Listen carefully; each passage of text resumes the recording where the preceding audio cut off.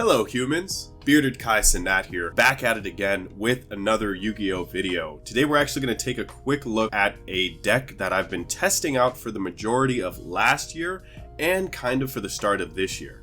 Now, I know that school is back for some of you are returning back to school, some of you have just graduated, for those, congratulations. But we're actually going to go back to school, specifically a witch school, and we're really going to see how these witches do in this new academia. If you haven't figured it out yet, we're talking about Witchcrafters.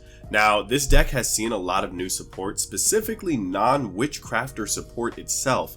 So we're really going to see how that synergizes with the current playstyle and what new combos this deck is able to do. Alright, so we're going to take a quick look at the card by card, and then we're going to get into some dueling videos so you guys can actually see how this deck performs. Now, just to preface, there are two different versions of the deck that I think are the best in terms of its flexibility. The one that I'm showcasing here just has a little bit of an Exo-Sister engine. The other one obviously takes that out just in lieu of the two extra deck cards. So I'm just explaining that before. We're going to take a look at how both decks actually perform in tandem. I do prefer the Exo-Sister engine though, just because the extra spellcasters allow you to go into a little bit more of an extra set of playstyles.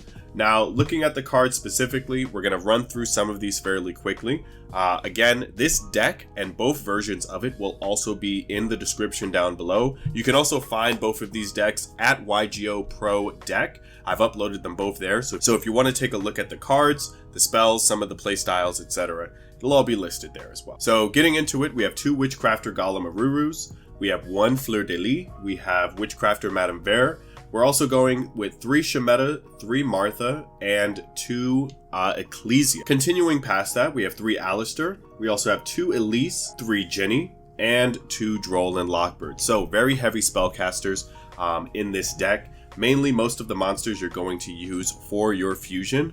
And we're really going to kind of speed through the rest of this because I want to talk about the spice and the true combo potential that this deck actually has.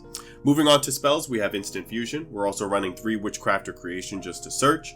You have your Terraforming to get the card that we actually need for this deck, 2 Invocation, 2 Holiday, 2 Cosmic Cyclone, and 1 Magical Meltdown. Now, the true combo potential of this actual deck does come from Despia or Despia Theater of the Branded, however which way you want to call it.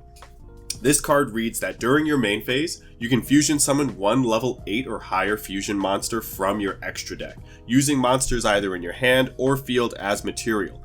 Just to clarify, Madame Vere and Invoked Mechaba are both level 8 fusions, but specifically for Madame Vere, she actually requires just 1 Witchcrafter and 1 other spellcaster monster. So that means that you can actually use Ginny or Droll and Lockbird. They don't have to equal 8 stars, it just has to be an 8 level fusion. So you can take any of these combos and fuse into your Vice Master. I feel like I said Madame Vere before.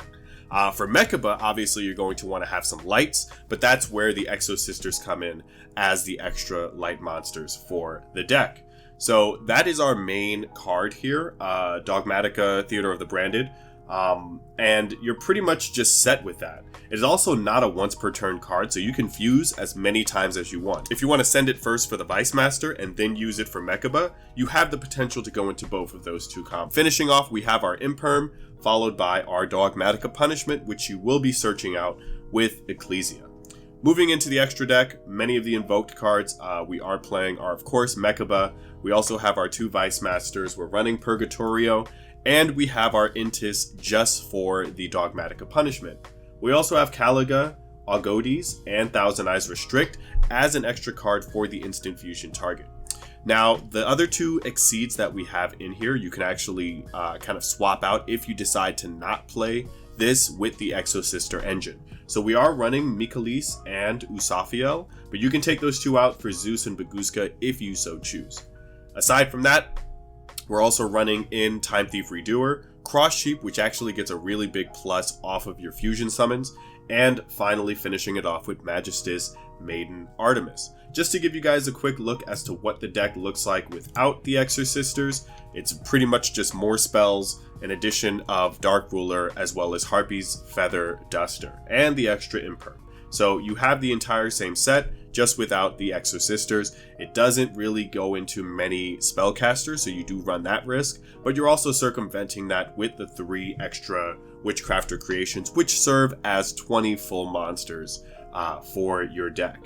So that's the card by card. Again, the links are down below. We're going to get into some duels really quickly so you guys can actually see how this deck performs.